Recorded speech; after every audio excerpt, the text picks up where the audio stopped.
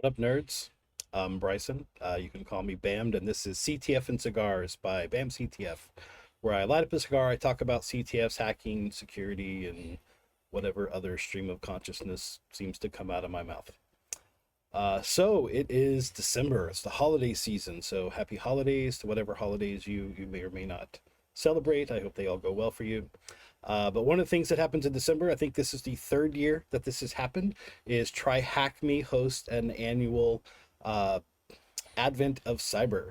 So this began on December 1st. Last year I went through the challenges, not quite as they occurred, but I went through the challenges and I thought I'd do the same thing this year. So they've got a new challenge new challenge that comes out every day, starting on December the 1st and ending like right before Christmas. Um, I don't plan on streaming or recording even every day. So my plan is each Saturday, I'm just going to go through and kind of give a review for the week. Now, I have not looked at what they've got for this year yet. So when we jump into there in a minute, it's going to be my first time looking at it, at least for this year. But I do know, based on what they did last year, that the challenges start off really simple and get more difficult as time goes on. So I feel pretty confident that I can get through today's challenges live without looking like an absolute fool.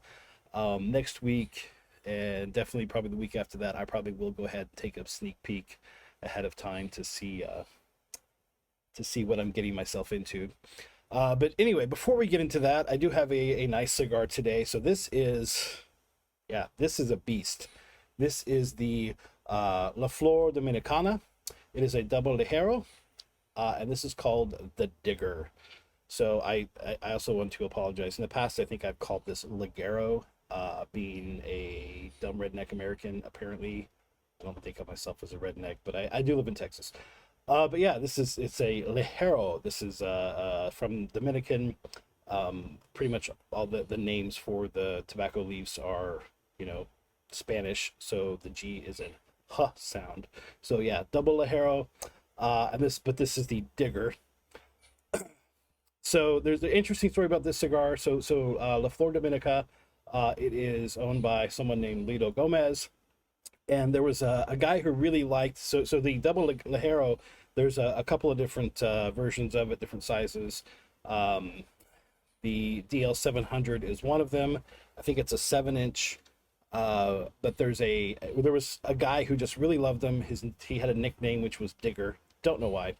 Don't know really anything about him except that one day, when Lido Gomez was going around doing different events at cigar shops, he met up with Digger. Digger told him how much he loved the double Ligero and said he just wanted one that was bigger. And so Gomez decided, sure, why not? So he made a limited production of this. So this is a 8.5-inch cigar, and it is a 60 gauge. So it's like almost an inch thick. This thing's a fucking beast. But yeah, so they made a limited production, and it was a huge hit. So they just made it part of their everyday regular line of cigars that they have.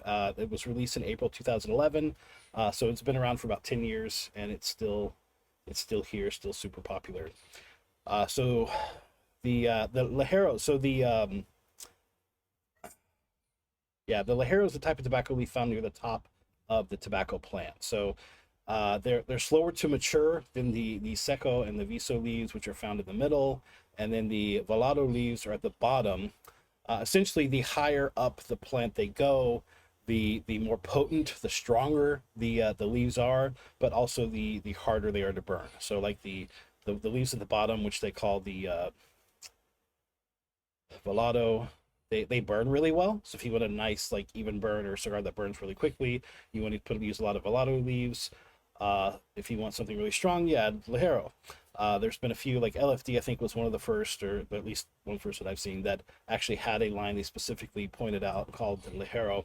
And then they had the double Ligero, which just means they have, twice as many Ligero leaves in it than other Ligero cigars.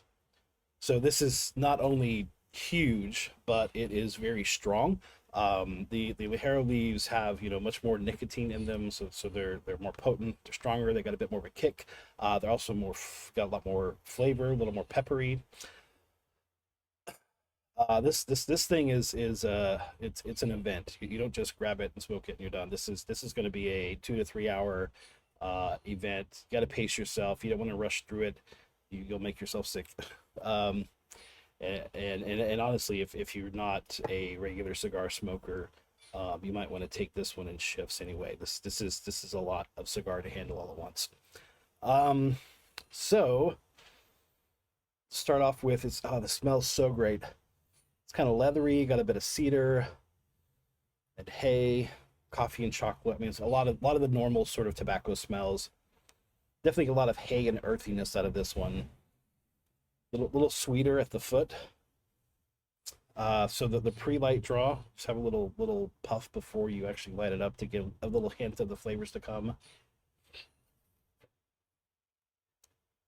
So yeah, there's definitely a lot of leatheriness to this.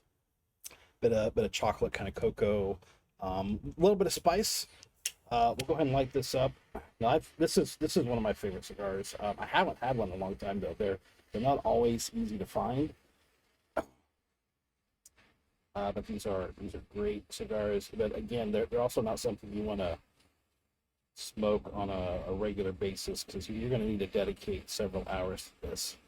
At least 2 to 3 hours, depending on how quickly you want to smoke it. You know, 2.5 hours is probably a good amount of time. Sting that up.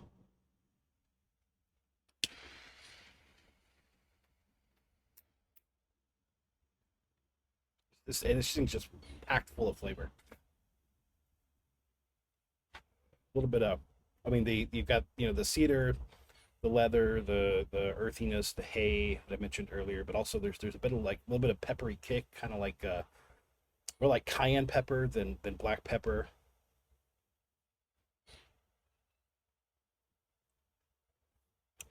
And what's great about this, even though it's like full bodied, it's got all these different flavors. It also it's just really well balanced. As you go through the cigar, it's not really going to be overpowered. It's well balanced, very smooth, but just got a lot of flavor packed into it, and it's very strong. I mean, by the time done with this, you know, you usually end up with a bit of a nicotine buzz. Not enough to get you sick unless you just like, you know, smoke it all in like 45 minutes or half hour or something. But as long as you take your time, you know, it won't make you sick, probably depending on your own constitution. But it will give you a buzz. I mean, you're not going to finish this and not get a little buzz out of it. I got it all the way to it. This thing burning good. Once we get to like the second third of this, it's a lot more the same flavors. I think the generally the pepper kind of calms down a bit, and you get more sweetness, a bit more cocoa. It's a bit more like hot cocoa than like a milk chocolate kind of flavor. And then the last third, you get some more of that wood, and like that cedar becomes maybe a bit more oak. And you get sort of like maybe a little bit of not quite like a wood smoke, but like a campfire kind of smoke, but you've got a little bit of woodiness to it to kind of balance out the cocoa and the leatherness to it.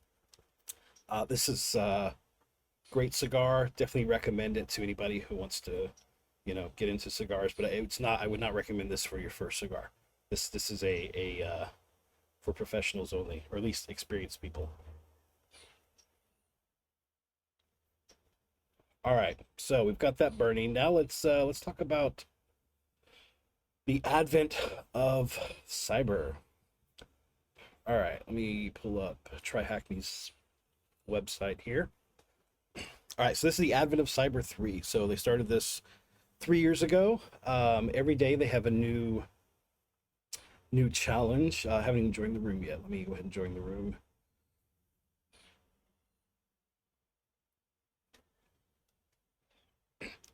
Now they do have some prizes.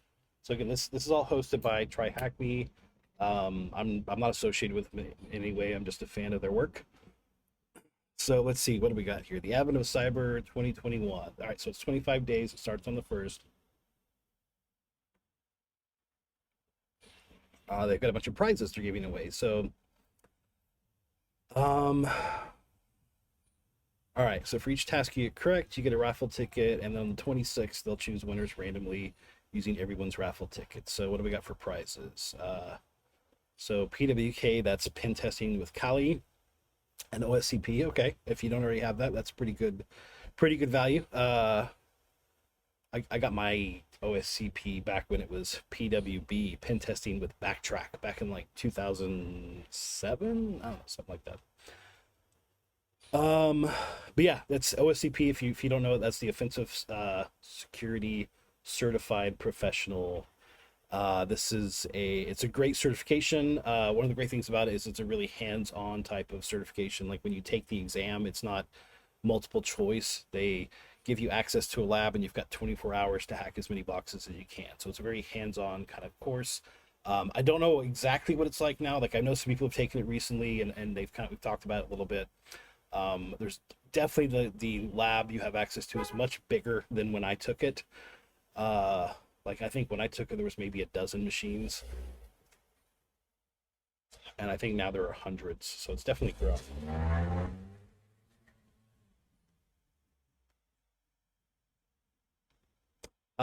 So if you're looking for a certification, that would be a great one if you want to get into red teaming. What else are we giving away? ZenBook, Burp, Certified Practitioner, some vouchers, Raspberry Pis, Hack 5 OMG cable. Cool.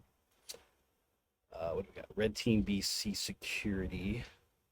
Okay. I don't know exactly what that is. You can look into that. Security Plus, if you're a beginner, that's an okay cert. Some government jobs, look for that. I'm not. I don't know. It's a basic beginner cert. I was just thinking earlier today that my career is old enough to drink now. I've been doing this longer than I realized. You can call me old man bammed, I guess. More TryHackMe swag, pineapple, rubber ducky, and more subscriptions. Okay. So anyway, here's the prizes. Again, this is all done through TryHackMe. I'm not affiliated with them, but I just thought I'd point that out, that it's not just fun and not just great learning, but you can also get things from them. So let's see. Read the above, check out the sponsors. All right, completed. Oh, actually, I didn't look at the sponsors. Okay, CompTIA.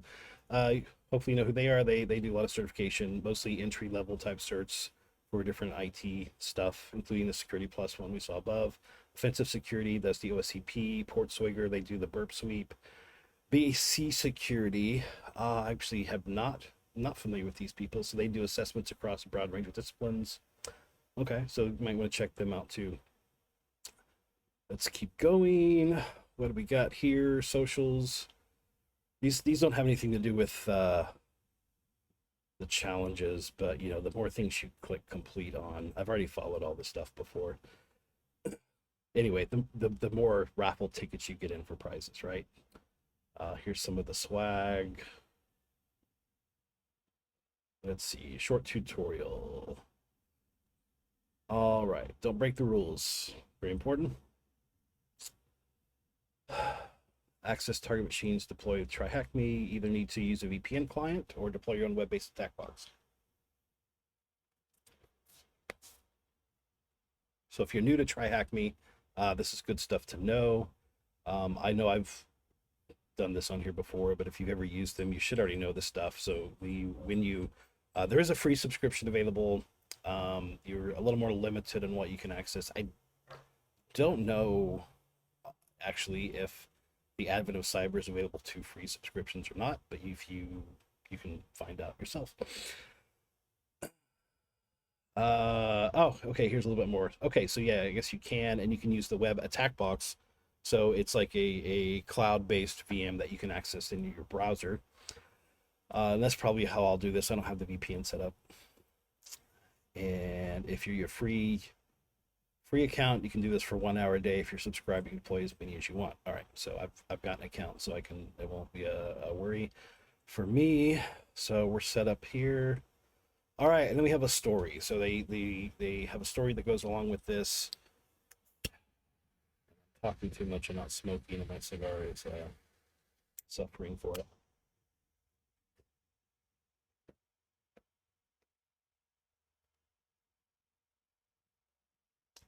I know everybody loves watching me suck on this bigger, blacker stick, right?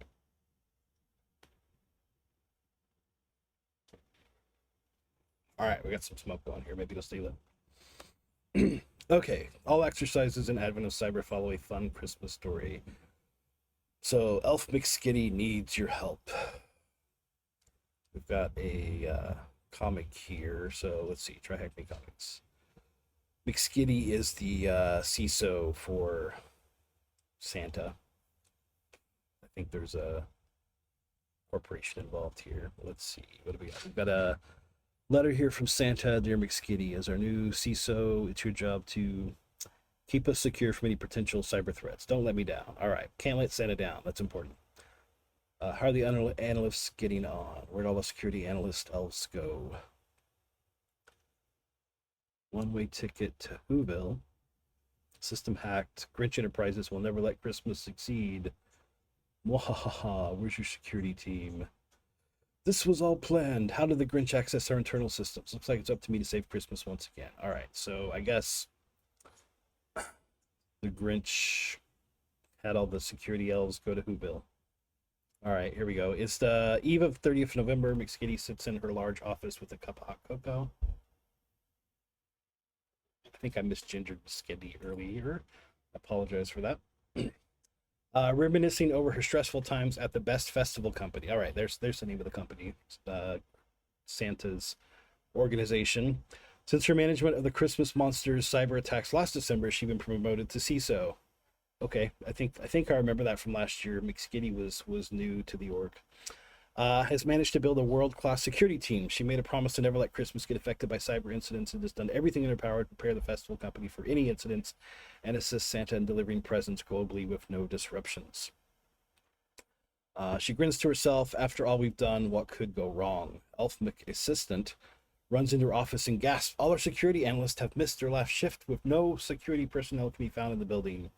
McSkitty jumps out of her chair, spills her hot cocoa all over herself. What?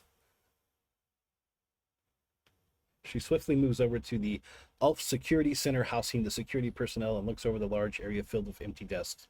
Where did everyone go on the eve of the most important time of the Best Festival Company?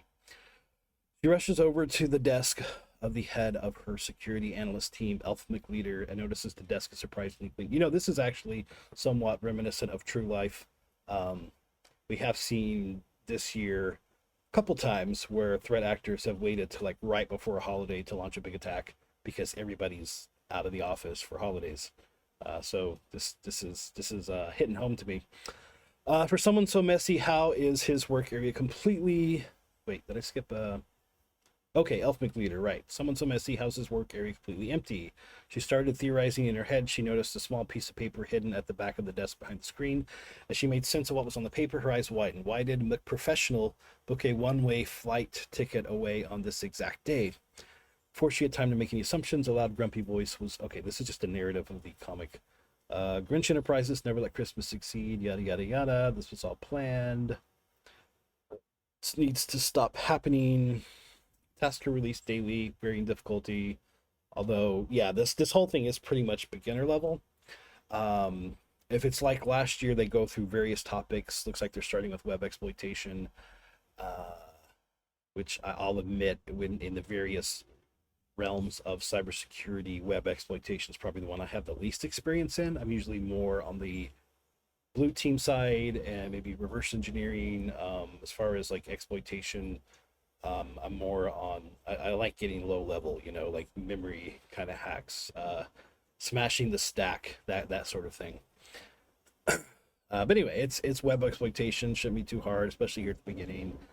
Let's actually start with day one. So this is a great thing. If you go through this and you're just completely stuck, they do release a video every day where somebody giving some tutorials. Last year they had a number of different people that went with the tutorials. They kind of split the tasks up. I'm assuming they're doing the same thing this year, but yeah, John Hammond again is very involved in this, just like he was last year. In fact, I think it was John who reminded me this was happening. I'd kind of forgotten about it. But you can watch John's video, and every day there should be kind of a video to walk through.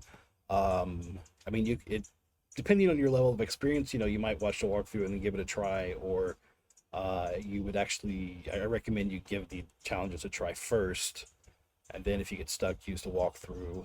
You'll learn more that way. All right, so day one, what's our story? The inventory management system used to create the gifts have been tampered with to frustrate the elves. It's a night shift, and McStalker comes to McSkitty panicking about all the gifts all being built wrong.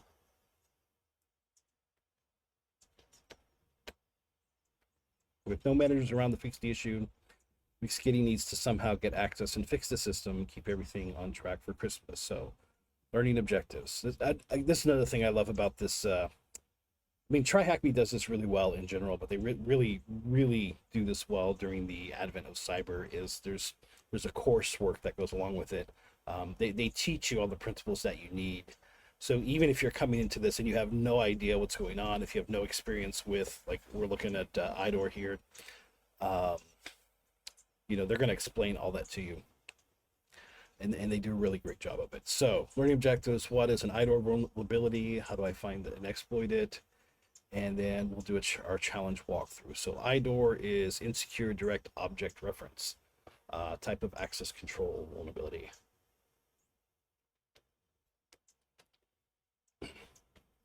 I don't know if I've humidified this thing or what. Normally, these things burn great, but today I can't seem to get this thing to just stay lit. Of course, it could just be because I'm just talking and not puffing on it.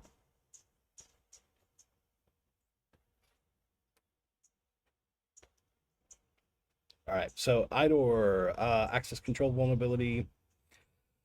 Attacker gains access to information or actions not intended for them. Can occur when a web server receives user-supplied input to retrieve objects. So here's a key thing here.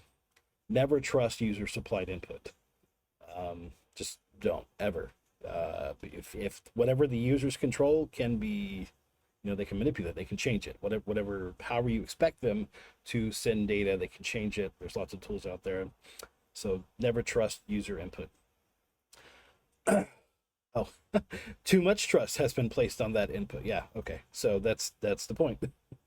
Web application does not validate whether the user should in fact have access to the requested object. So quite simply, IDOR is when, and here we go, we've got an example. All right, applies on user supplied data. So all right, so we have a website. Here's the web page has so the page we profile has a variable ID, and then ID equals the number 23. So this is what shows up in your browser in the URL. And this, of course, you can, as a user, input whatever URL you want. So if, for example, this ID field gives you access to someone's account, I mean, if you can change that number and get access to all the accounts, essentially. So they're breaking down the URL here. All right, talking about post variables. So in HTTP, there's multiple methods. So the HTTP methods, that's how you send requests to your web server. It's all part of the protocol. I don't know if they really get into that too much here. It doesn't look like it, but there's post and get. Get is just straight up any variables you pass have to be passed in the URL. But post actually has a body where you can submit additional data. So, and that's actually not even what they're talking about here. Sorry, this is from a form, not from an HTTP.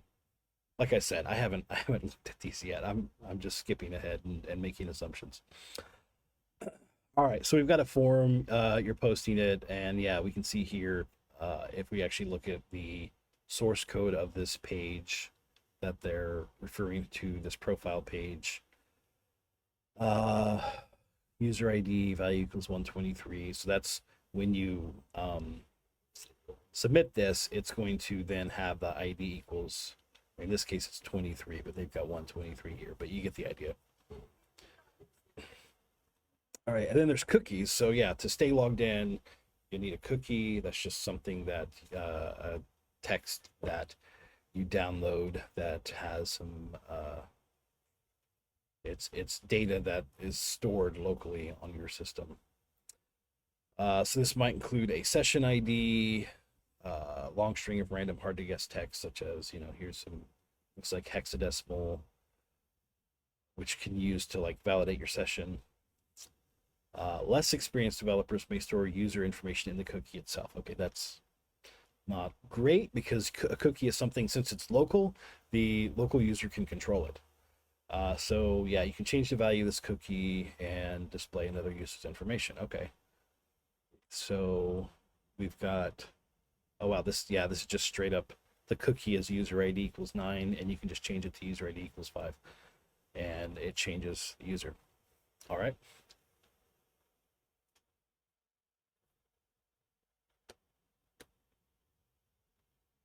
Keep this thing lit.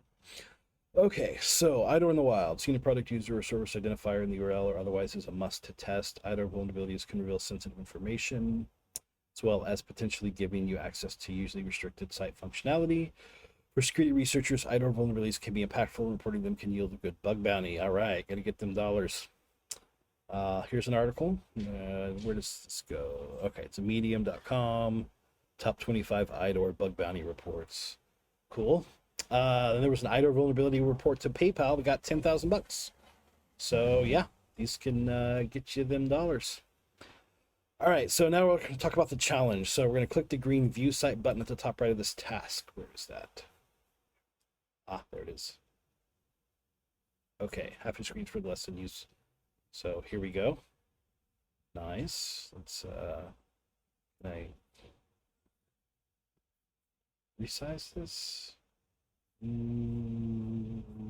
Doesn't look like it. All right. Okay, so here's our site. Let's see.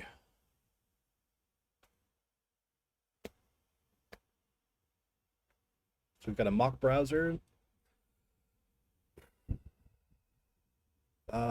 Images of toys which have been made incorrectly due to Grinch's tampering. Okay, so what have we got? We've got, zoom in a little bit. Okay, there's trains with looks like bear heads for wheels. Nice. I guess this is a bear body with a plunger.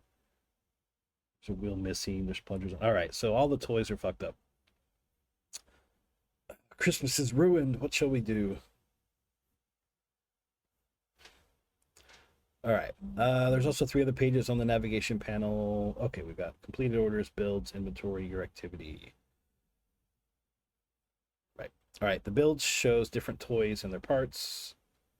Okay, so we got toy train, teddy bear, and spinning top. Oh, that was a top, not a plunger. Okay.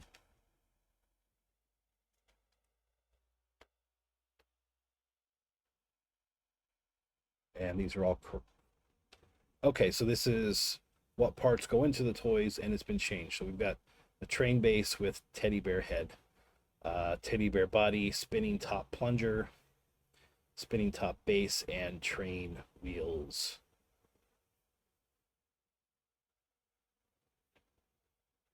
All right, I don't see any of those, but this last one, the spinning top base with the train wheels.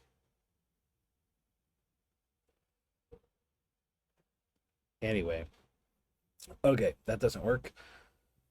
Inventory page lists the individual items, their corresponding SKU codes. So, okay, here's our parts and their SKUs.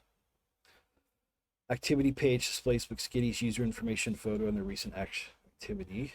Okay.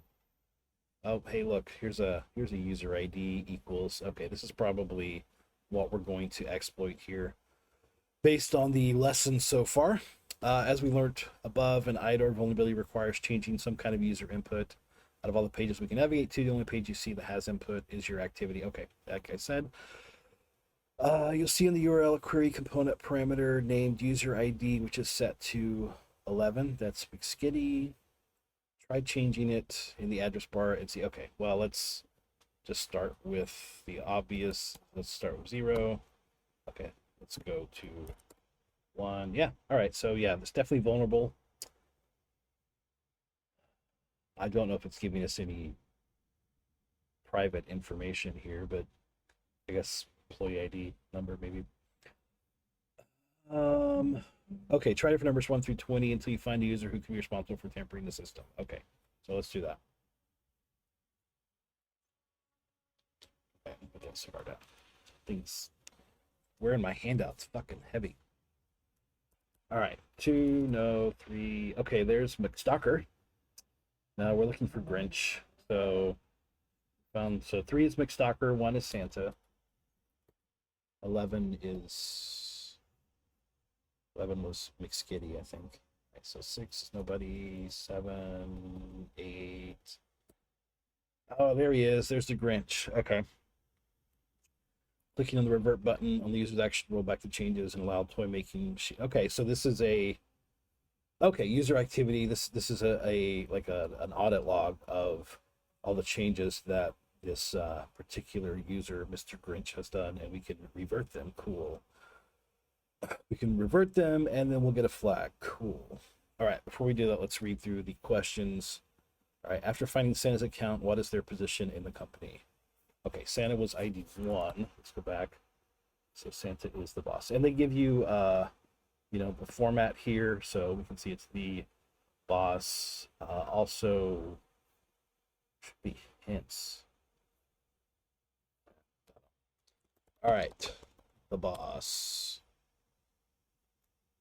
Oh, I guess I need to add the exclamation. Yes, cool. We got our first correct answer. Awesome. We are hacking away. All right, after finding McStalker's account, what is their position? All right, who is McStalker? Was that 3? Yeah, it was 3. Build manager. All right, account responsible for tampering. What is their position? All right, the Grinch was, 9, and they are the mischief manager. And all right, let's fix it by revert. There we go. There's your flag. Cool. If you want to learn more, looks like they have a room all about IDOR. That's cool.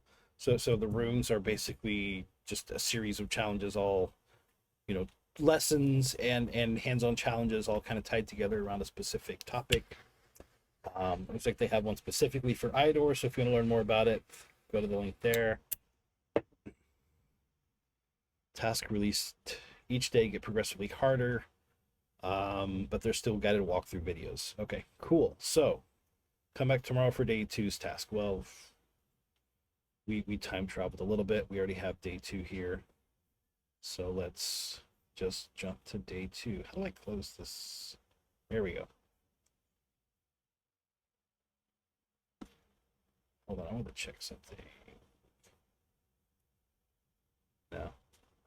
Okay, I thought they usually had hints, but I don't see any hints here. Did I disable hints? Do I just not get hints because they don't like me? Are there hints here? Okay, I guess it was just day 1 was too easy. There were no hints. Cool. It wasn't hard. All right, day 1 done. Like I said, this is the beginner stuff. It's all starts off very simple. Day 2, looks like another video by Mr. Hammond. If you want to check that one out.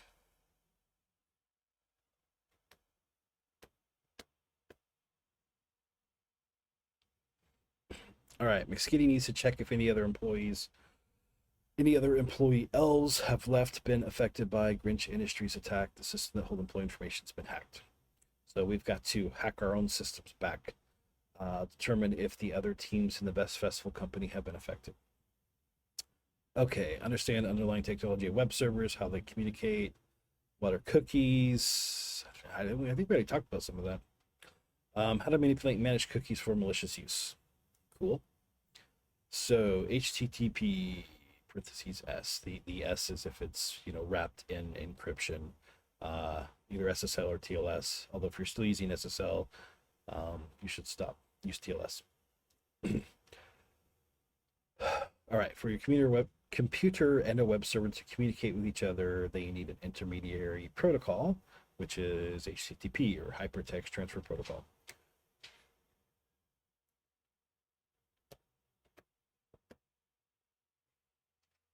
All right, so a bit of a discussion here about HTTP. Okay, this is where you actually talk about get and post methods. And yeah, you can see in get, well, there are different headers that do different things. Like, you might have a cookie and, it tells you where the host is, user agent refer. There's other things, other headers involved. As far as passing data back and forth, it's either going to be usually in the cookie, or if you're going to pass a parameter, it'd be part of the URL. Um, but a post would have, do they have an example of a post? No. Okay. A post request would be post and then the URL, and then there'd be like an extra space, so there'd be like an extra new line, and then there'd be a body, and the body is where you'd have extra the data that you're submitting as part of the post. They don't mention it here, so it doesn't look like that's relevant, but they do kind of mention post request. And then so you send a request with a different method, whatever method might be. Get and post are only two. There are others. They're the most common ones. There's also like options and put and delete. Not all those are supported in every situation. Some are specific to different environments or circumstances, but at any rate, and then we get a response. The response tells you, whether it was successful or something else. So like a 200 response means your request was successful. So you get a 200 OK along with the actual HTML. So again, you have your headers, and then you've got a blank space, and then you've got the actual HTML, which your browser will then render.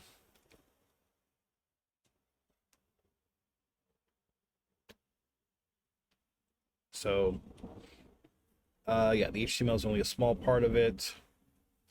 There's also, CSS, JavaScript, different web frameworks. All right, they have a web fundamentals room, so that you can check that out if you really want to learn more about how all that works. And then we talk about cookies some more. So HTTP is stateless, so that means there's not, like, we're not saving the state or the session. Like, the protocol itself doesn't have that supported built in. If you do a get request gets a response, a post request gets a response, and that's it as far as the protocol is involved. You've got to add other things to it to be able to track, for example, a session, and that's where cookies come into play. So, oh yeah, that's another good point, is that the server can't distinguish your request from anyone else's. So it's not like TCP, where you're actually, instead of doing a handshake and the session itself has an ID built into the TCP protocol itself, and like when your PCP packet comes in, like the server knows which connection it's a part of. HTTP doesn't know that. It handles each request separately. So whenever you send a request, like if there is a session that needs to be tracked, all that session data has to be transferred back and forth with each request. And cookies are a way that can be handled. So they're a tiny piece of data, metadata, stored locally on your computer, sent to the server when you make a request. So when you get a cookie from the server, like you sign in, they send you a cookie with some kind of session ID or what other information. You've got to then pass that cookie back to the server each time. They can be assigned to any name and any value. Yeah, it's just like a text. It's a text field, could be a file, could just be a single field, but it's passed back and forth. Here's a diagram. Cool. So we got a post login. Username equals blank, password equals blank. Server responds with a 200 OK with a cookie. Second request, you do a get admin portal, and you should be passing the cookie along with that. And then the server responds again.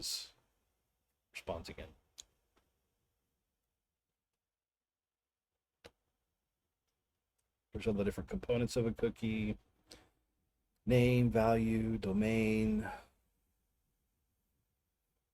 path, expiration, size, HTTP only, secure, same site, same party, priority. All right, so there's a handy little table there. This could be intimidating, all those different components, but no need to worry. As attackers, we only need to concern ourselves with two: name and value. At least in this, I think we're getting very specific to this challenge.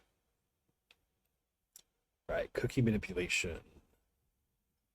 Take a cookie and modify it. So again, a cookie would be a like a text file that, or a parameter at least, that is downloaded, saved locally. Because it's saved locally, then the user can modify it however they want. You can use your developer tools, whatever browser you choose to use. Chrome has Chrome developer tools. Firefox has Firefox developer tools. Yeah, your original names there. Also F12. Just be careful, if you're in Missouri, you might get arrested. Sorry, that's a bad joke. I don't know if you've been following any of the news, but I'll let you look that up. I don't want to get into all that. They're T-shirts, like F12. I'm a hacker now. Anyway, once developer tools are open, access your cookies, navigate to the storage tab in Firefox or application tab in Chrome. Select the cookies, drop down the left-hand side of the console. It's a nice little screenshot. Zoom in a little bit there. So we can see the application tab. Here's your cookie. And we've got all these different fields and the values. Actually, they look all blank. Oh, we've got domain. Yeah, here's all the different parameters that were in this, or the components, sorry, were in this chart up here.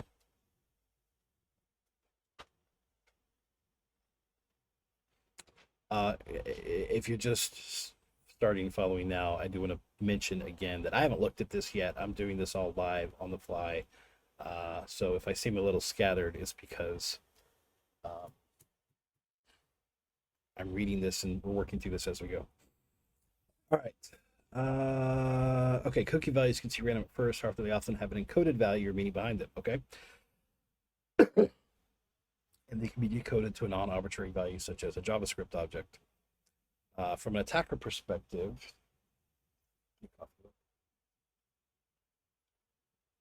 all right, we can decode the cookie value, identify the underlying object, then you can modify them to what you want. To use the cookie, you'll need to encode it back to the original encoding and replace the cookie value. For example, here's a decoded cookie. So this looks like, all right, this is JSON.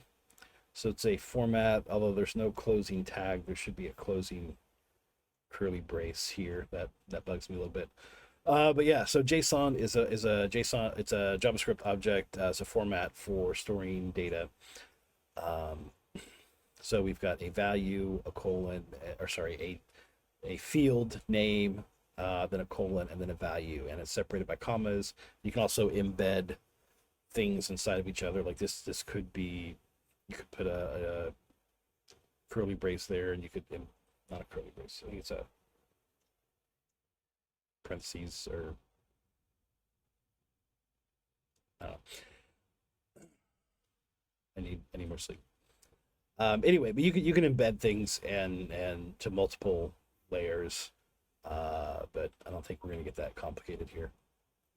Okay, we have all the pieces of the cookie, we can manipulate them, and so on.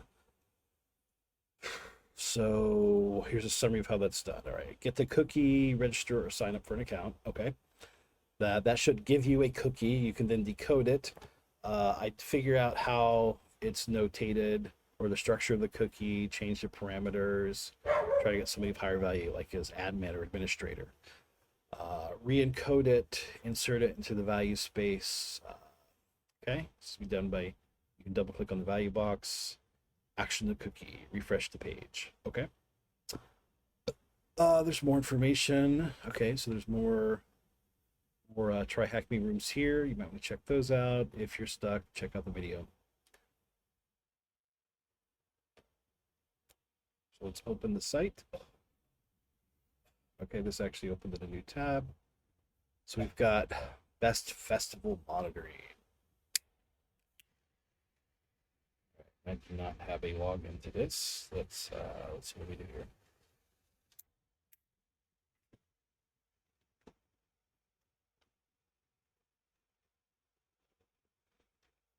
Completed. All right, register an account, verify the cookies using developer tools in your browser. All right, so let's go back there and register. Let's sign up.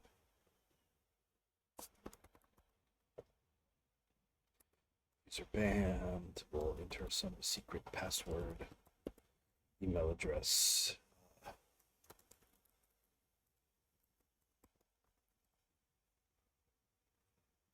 Create account. Oh no, I don't have permission. No, I'm not going to save that. Okay, so what is the name of the cookie that was created for your account? So we can either hit F12 or we can go to our developer tools. I'm on a Mac, so I'm not sure if there isn't an just different command, different keystrokes. All right, but let's see. If you remember correctly, it was under application, and then we had storage, and here we have cookies. All right, so here's our cookie. All right, we've got this thing user auth, and here is our value. Okay, so this is, let's look at this. This looks like numbers and letters, probably hexadecimal. So let's see if we can decode that. Oh, it doesn't look like, hold on. Just realized that my, it opened it in a new screen and you're not seeing that. So let me,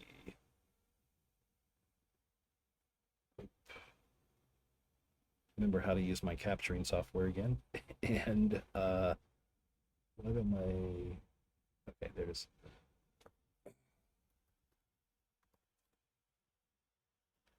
share, nope, that's Twitch.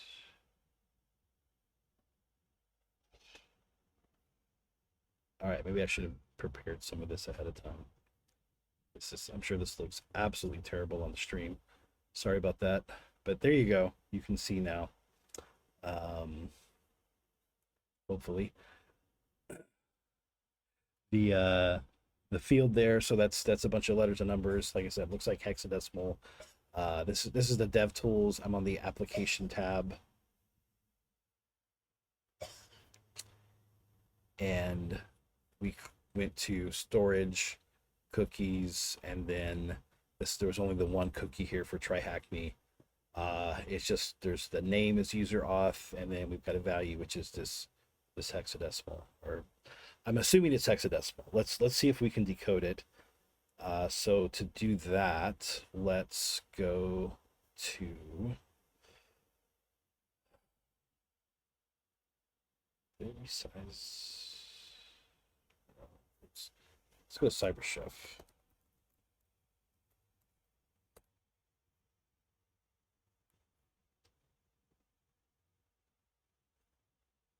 All right, so we'll drop this in here.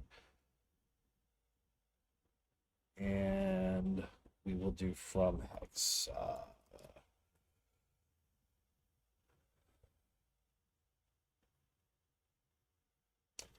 right. So hopefully you're familiar with CyberChef. If not, you can Google it. It's a great tool for all kinds of decoding, encoding, encryption, decryption. It's got all these different. You can combine them. It'll decode HTTP requests. Does some public-private key stuff. Encrypting, decrypting, different data formats. It's just a great way to manipulate data in different formats and different encodings and so on and so forth. But yeah, so we put in our data in, or the cookie value here, the input, added the from hex to a recipe, and our output is this. Looks like it is JSON. We can see we've got these fields. We've got company, the best festival company is registered is true, and username is banned. All right, let's go back to our questions here. So there was a question, the name of the new cookie that was created for your account. Okay, so I think that would have been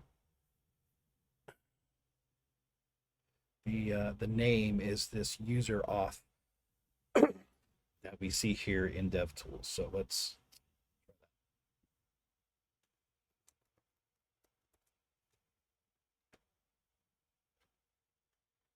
correct, cool. What encoding type was used? So I think that would have been hex. based on the answer format here, it's probably all spelled out hexadecimal.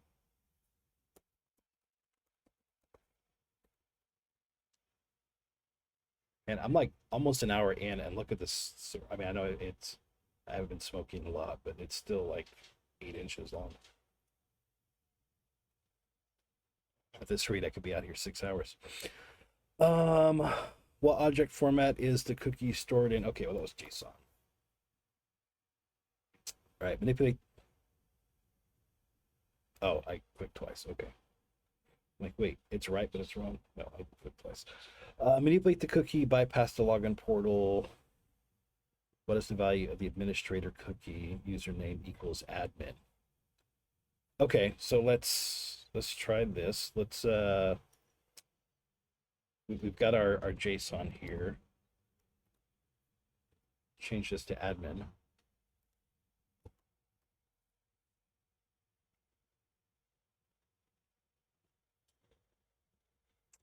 And so the value was the hexadecimal of the JSON. So the value of the administrator cookie, if it is just username equals admin, just change this to hex.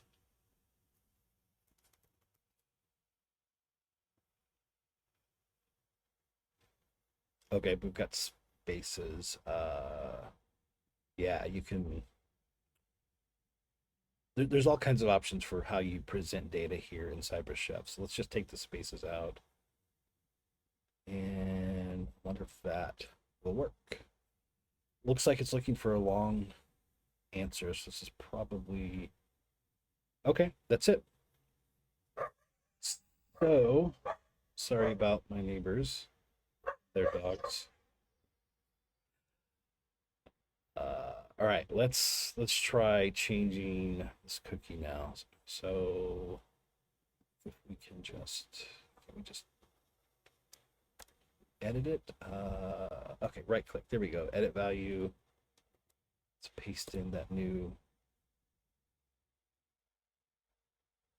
value. Did it do it?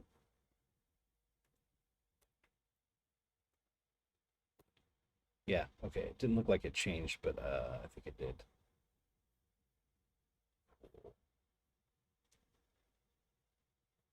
Let's refresh and see what happens.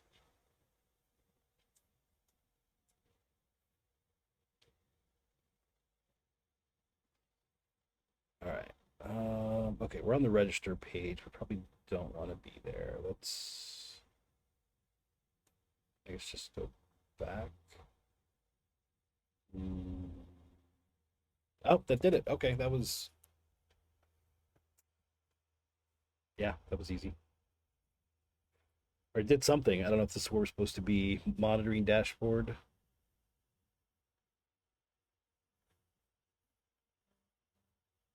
Okay. What team environment is not responding? Let's see.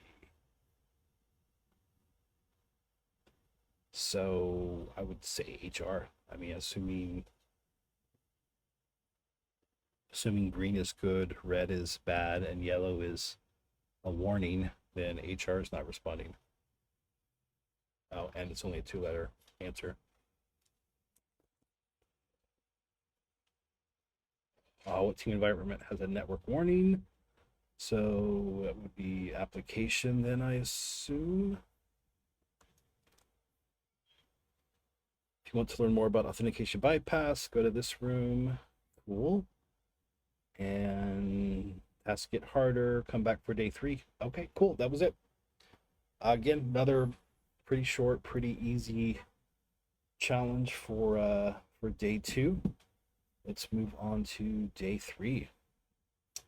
This one looks pretty short. So, all right, what is today about? Grinch Enterprises have also tried to block communication between anyone at the company.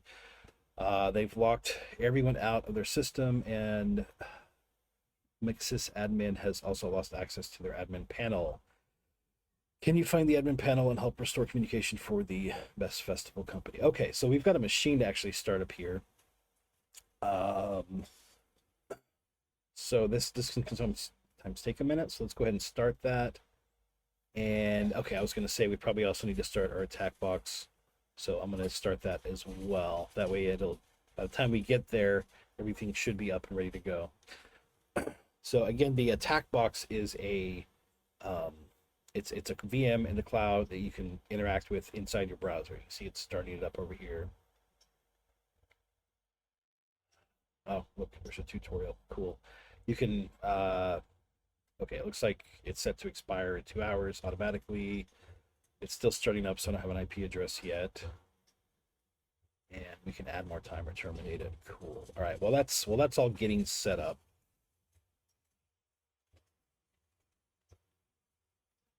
Insider PhD has a walkthrough. I'm not sure who that is, but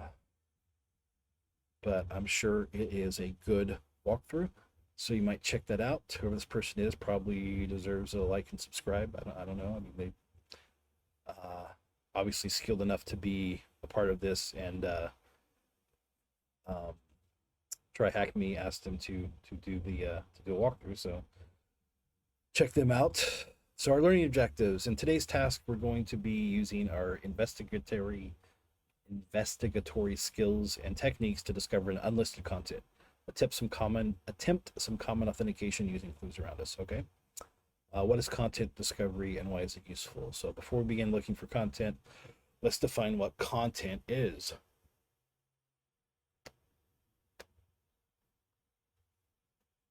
Me puffing on a cigar, is that content? I don't know. Before we begin looking for content, let's define, I already read that. Content is the assets and inner workings of the application that we are testing. Contents can be files, folders, pathways that weren't necessarily intended to be accessed by the general public. Okay. For example, you may have a blog where you post about your tasty treats. You want everyone to view all of your delicious snacks, but you don't want everyone to be able to manage what delicious snacks are up for review. So you hide the administrator panel away from public view. So it looks like they're using a WordPress example here. So you've got a WP login. Let's expand on this. Web servers, unless configured otherwise, are designed to serve these files and folders as long as you know the name. Okay, so we're talking about web servers here. I long time ago, I used to work for a web hosting company, so I know a little bit about this stuff.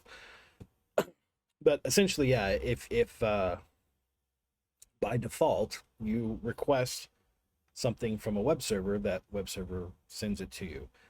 There's different things you can do as far as permissions and restricting who can access certain folders or different files or content on a server. So I think that's what we're talking about here. So content discovery is just a way of discovering these things. So yeah, for example, you could actually, if it's not set up correctly, you could have configuration files which would have your secrets in it. For example, with WordPress, there's a wp config.php file which actually has like your database passwords and stuff like that in it. Backups you want to keep protected as well, because they could also have those configuration files that have passwords or other things in them. They may also have database dumps which could have password hashes. Your content management system, administrator dashboard. So yeah, all these are things that if you don't protect them, your web server by default will just give them to whoever asks for them.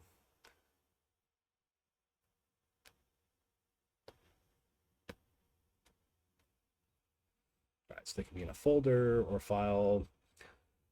All right, you can do this manually by thinking of some names such as admin or passwords.txt, navigating it to your browser. Okay, so we're looking at, I think what we're talking about here is basically like dir busting. We've got a web server. Oh yeah, dir buster. There we go. Essentially, we're talking about finding other pages and folders on that web server that aren't directly accessible via a link from like the main page. So you go to tryhackme.com or you go to bamctf.com. That's bamctf.com, which has links to all my content, and GitHub and stuff. And there's going to be links to some things on there, but there might be other content, there might be other folders that aren't directly linked. You can use a tool like Doorbuster to just guess So you could try bamctf.com/admin. There, I don't think there is an admin panel. I don't have a CMS for that. It's just plain HTML. But you could, you could try that. You could try other folders and other things and try to, discover. This is not me giving you permission to try to hack my website, by the way. Just make that clear. But as far as just general, the principles here go, you can try different directories and file names just one at a time, which is what they're describing here, or you could try a tool like Dirbuster, where you can use like a list. Okay, and then they give you, they did this last year too. They actually give you like an example of the Dirbuster command. So and this should work on their attack box they gave us. So Derby, and there's a URL, and then there's a path to a word list, and it'll just then it'll just try all the words in that list and add them to the end of your URL. All right. Oh, okay, here's a bit about default credentials. I don't know that we need to talk a lot about that. A lot of things have default, like admin kind of stuff built into them, and you should always change your default credentials on any and all devices where you have that.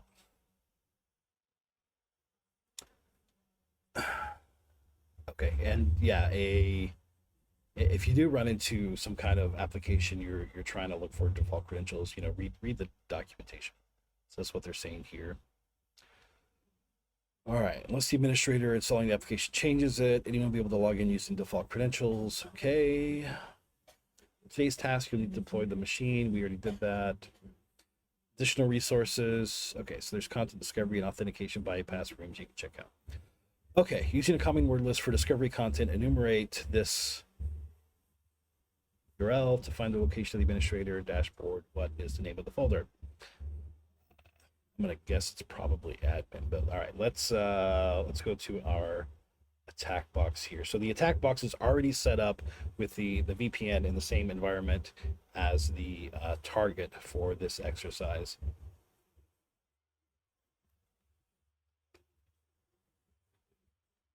Oh, hold on, I forgot. We've got a that clipboard doesn't work directly in the attack box. Yeah, if you did want to use the clipboard, by the way, I think this, right here. So I can copy that and then I can paste it in here. And now what I pasted in there is available on the attack box. And you can do that back and forth, I believe. You saw when I clicked on something earlier, it added it to the clipboard. I can copy it back to my local system. Okay, here's the site. I'm going to find the administrator dashboard and could use Dirtbuster, but I'm just going to guess, admin. I mean, that seems like kind of an obvious guess. And there it is. In your web browser, try some default credentials on the newly discovered form for the administrator user.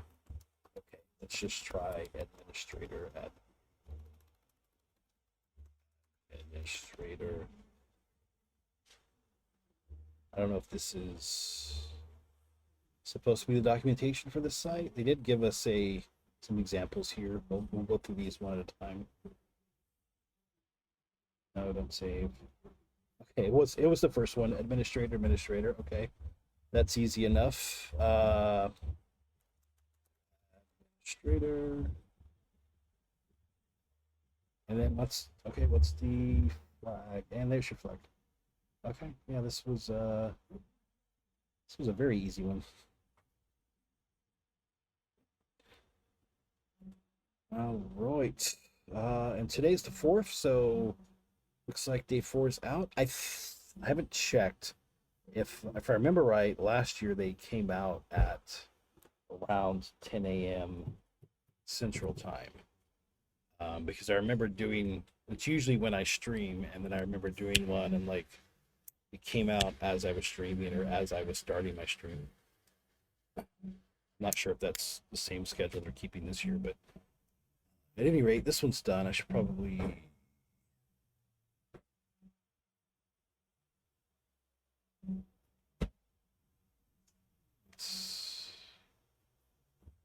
kill that machine? Is that the... I think that was the target, not the attack box. Let's start the new one up. Get that ready to go.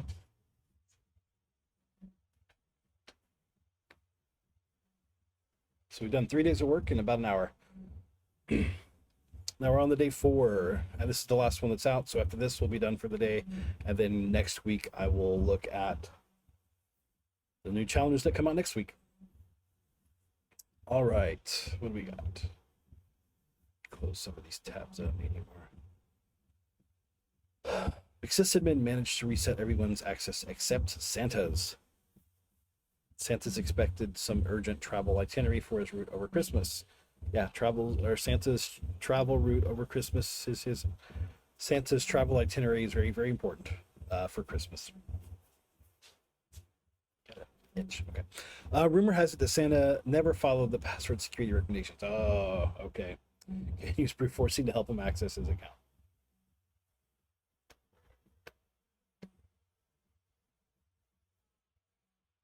Freaking management, man. Never follow the rules. Think they're above it.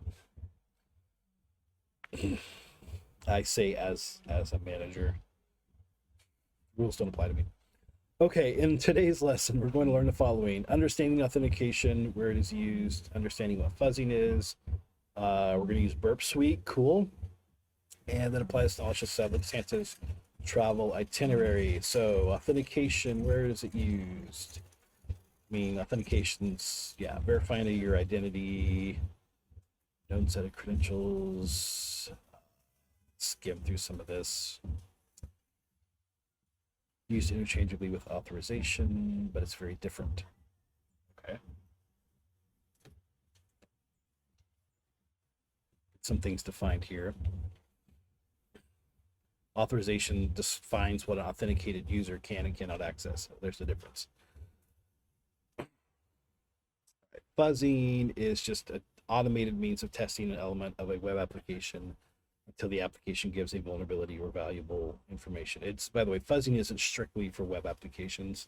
It's just, yeah, a automated way to test for vulnerabilities, just giving different input until you find something that indicates a vulnerability. Provide information as we would typically would when interacting with it, but just a much faster rate. This means we can use extensive lists, such as, we can use word lists to test a response to various information. For example, rather than testing a login form for a valid set of credentials one by one, which is exceptionally time consuming, we can use a tool for fuzzing this login form to test hundreds of credentials at a much faster rate, more reliably. Okay.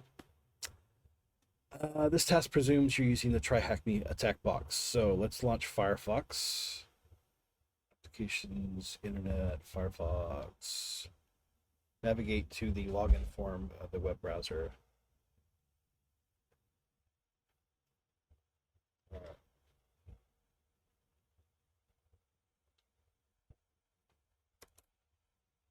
So let's go to 10.10.88.73. By the way, the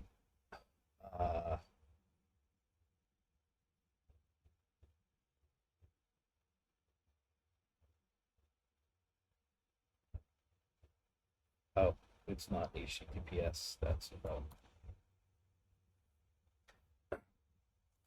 When we click the start machine, it actually pulled the IP from the machine that is started up for us. So we're using it's a unique machine that was created for me when I clicked start machine, and it automatically pulled that IP address and dropped it into the our instructions here. So they've really nice site. TryHackMe is just easy to use. It does a lot of stuff for you. It makes things simple. Okay, now let's launch Burp. So this would be under other. There we go, Burp Suite.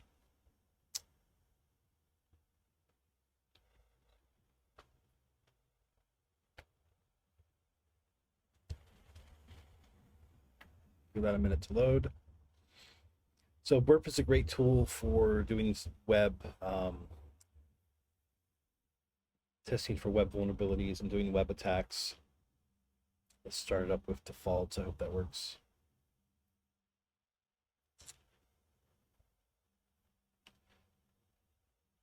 No, don't restart. Let's go to the proxy tab and press intercept is on.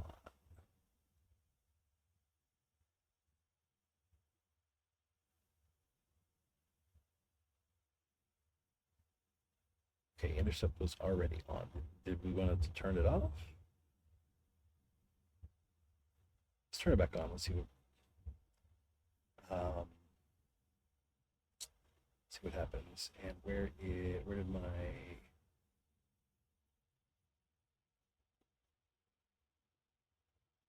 all right, let's go back to Firefox. Return to Firefox, enable the Foxy proxy extension to Firefox by pressing the Foxy proxy extension. Okay, so here we go. Foxy proxy.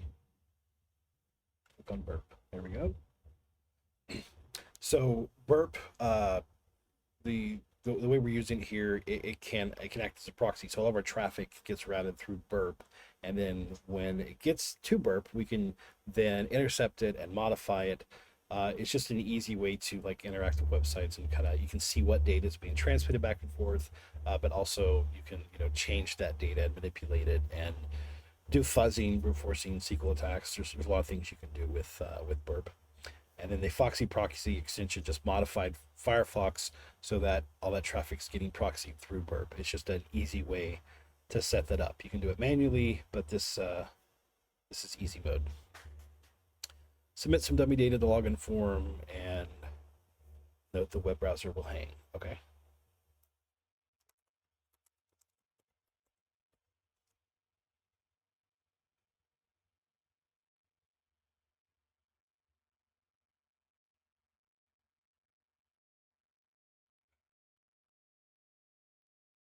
Okay, looks like my stream got disconnected for a second. I have no idea why. I did this a couple weeks ago too. Weird. But I should be back now, hopefully.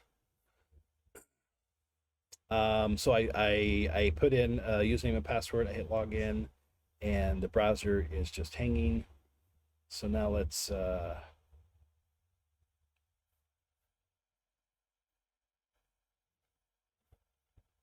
right, let's go back to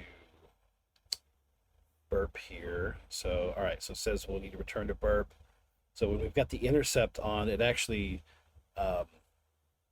as we hit the login on the browser, burp captures that, but it'll just like pause. It won't actually forward that on to the web server.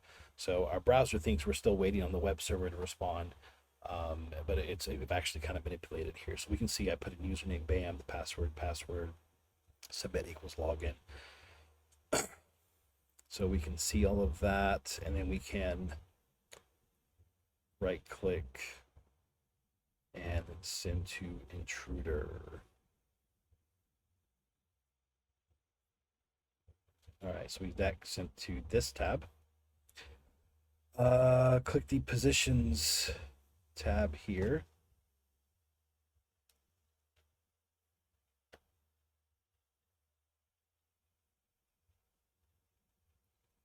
Add the value of the username parameter as the first position. Sometimes we already know the username, other times we will not.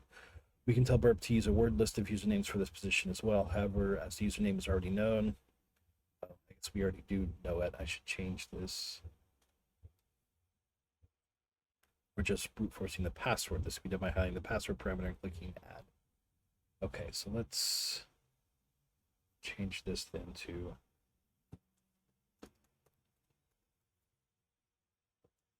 CMNatic. And okay, it looks like it's already added all this. I don't know, we need to. I don't think login needs to be there, and yeah, okay. It already did it for me. You don't actually need to click add in this case. Let's take out the session. So basically what it's already done for us, it's identified all the different parameters that you might potentially want to, I could have just cleared them all. Let's do that. All right, we'll clear them all. But you can identify which parameters you want to fuzz. or it's a brute force. So it identified several here: the PHP session, username, password, submit. The only one we really need to worry about is password. So we will add that. Like what I guess before it did auto, we can clear that, and then we'll just do password. Okay, let's select cluster bomb in the attack type drop down. Cool. We'll now need to provide some values for Burp Suite to fuzz the login form with passwords. We can provide a list manually, or we can provide a word list. I'll be providing a word list. Cool. So let's go to all right, they didn't walk you through this, but it looks like we went to the payloads tab. And then from simple lists, let's load. So they should be, where are they going to be? Let's say user share.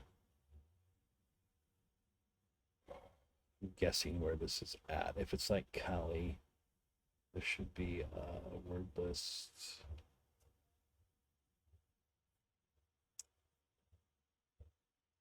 Let me see if they tell you where the word lists are at.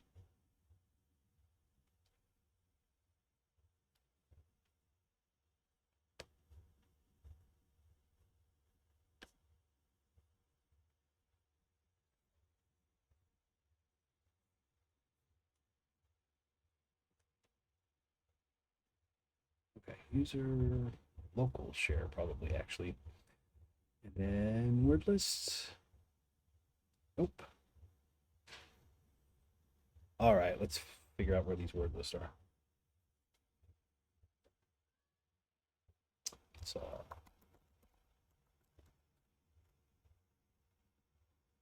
user share word list. Okay, that I just must be blind.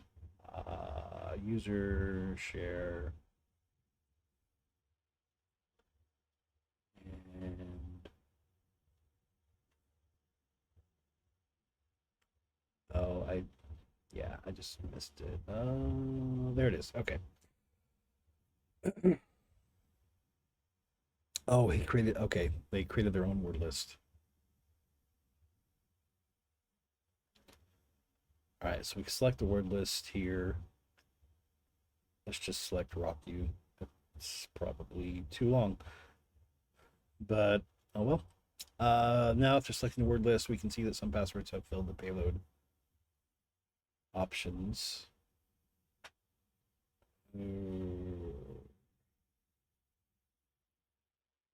Yeah, I probably shouldn't have selected such a large word list. Gone with their custom list here. If I can, let's try to load all those. I think I just fucked up. So I tell you what, rather than sitting here for, can I stop it? Yeah, I hung up my attack box.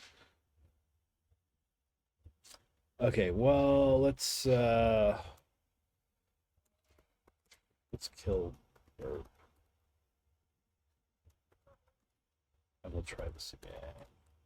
Meanwhile, let's just make our own word list based on the word list they're using here. So we got admin, password, password 123, cmnatic, 123.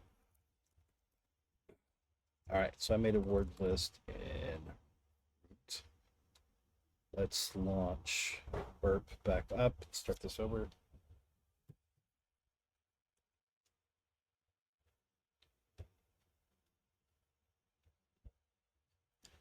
Let's just start the whole thing over. Yeah, so the Rocky list is it's a huge list. It's a real common list. It comes with Kali. It's just a huge list of passwords. And no, don't update. Yeah, so my problem was just I was trying to load the huge list in there, and it kind of hung up. So oh,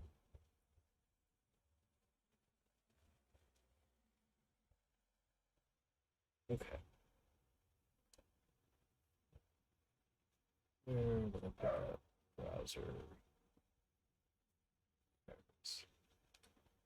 Let's try this again. Oh, actually, hold on. Let's turn intercept off. Um, okay, we'll go back and do this again. So turn intercept back on.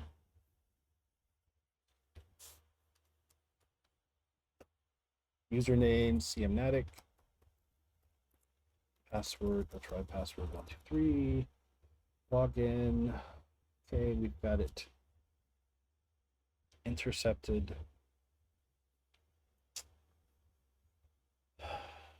Let's send to intruder. Okay, we've got this in intruder. Go to positions, clear. We just want the password. As far as our payloads go, let's load the short word list that I just created based on the tutorial. So I put that in root list. There we go. So that just loaded it. Much shorter list than the raw queue.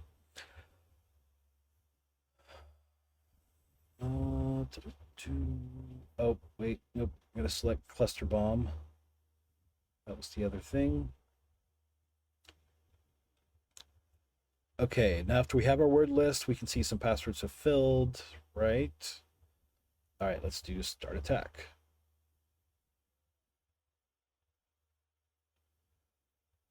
Oh, okay, so I do need to add username as a, okay.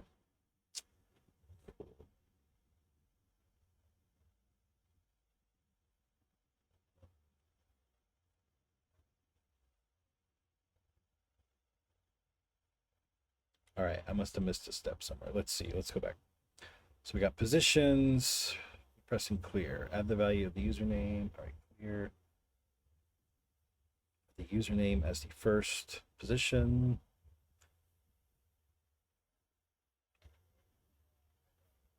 Got password parameter. I'm going to add that.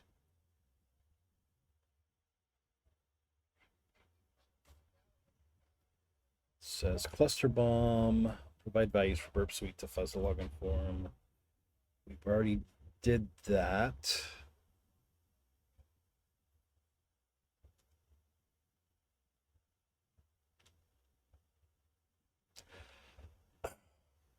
Okay, I think because we have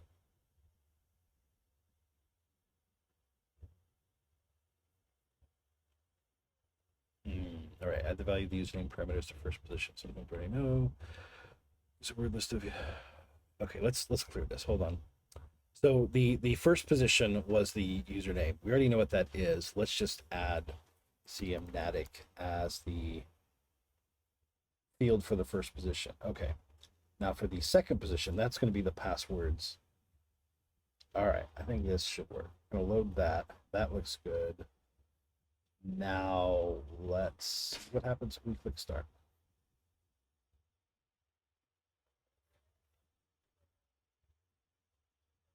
Okay, start attack. So begin fuzzing the login form. Look at the results and sort by length. Unsuccessful passwords will return a certain length, and successful will return another length.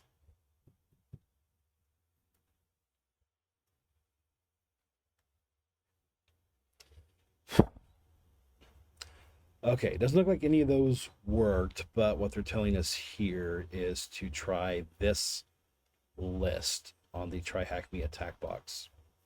All right, so we're going to try the same thing. Nope. Hold on.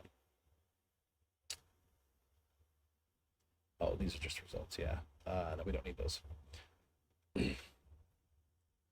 Okay, so we're going to try the same thing, but this time we're going to try a different word list.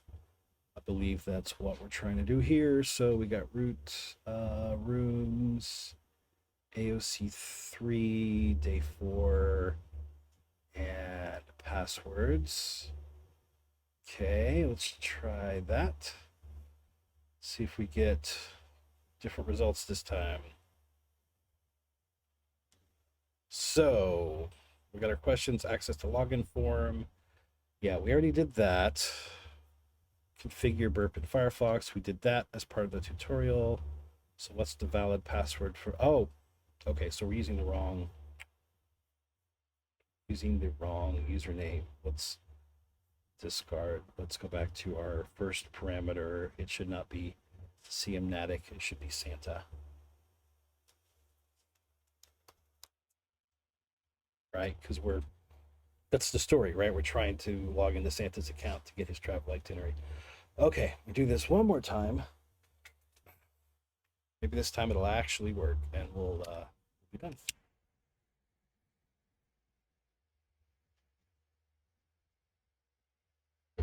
I need to bring more guests so I can spend more time smoking and let them talk. There we go. Oh, of course, Santa's password is cookie.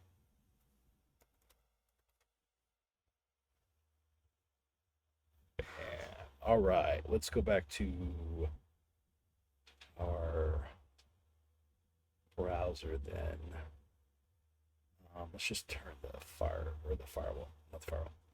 Let's turn the proxy off. Let's log in as Santa and cookie.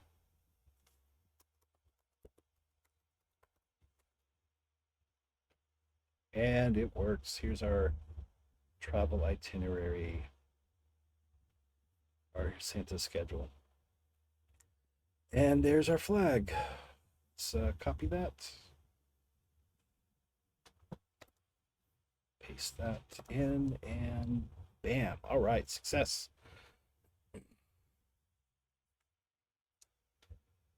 So we're done. Yeah, there's days 1 through 4. That's all that's out yet. Next week, I will come back and I will try out days 5 through 11, I guess it'd be, assuming that it's out by the time I stream. So there we go. There is the first week of TryHackMe's Advent of Cyber. I definitely recommend you all give this a try. These are, again, they're pretty basic, but you know, there's some great prizes, and it's always good to practice. If you know anybody who's like just beginning in the industry or just beginning to get interested in cybersecurity, these are really some great challenges, great learning experience for people. So you know, you might recommend that to them. And there we go. So do I have anything else to talk about? I think, check my notes. Nope, I'm good. All right, that's it. So have a happy holidays and enjoy your Advent of Cyber. Enjoy your weekend. And if you want to check out any more content from me, I'm on YouTube at BAMCTF. That's BAMCTF. If you go to bamctf.com, again, that's bamctf.com. There's links to my Twitch channel, my YouTube channel, my Twitter account, which is just at BAMCTF, and my GitHub account where I've got like some CrackMe's and some source code for some other CTFs and stuff we've done. I'm not sure when I'm doing another CTF. I know we're going to be doing probably 2 or 3 next year, but I don't have the dates for those yet. So when I do, I'll be sure to share that. And I think that will do it. So thanks for watching. And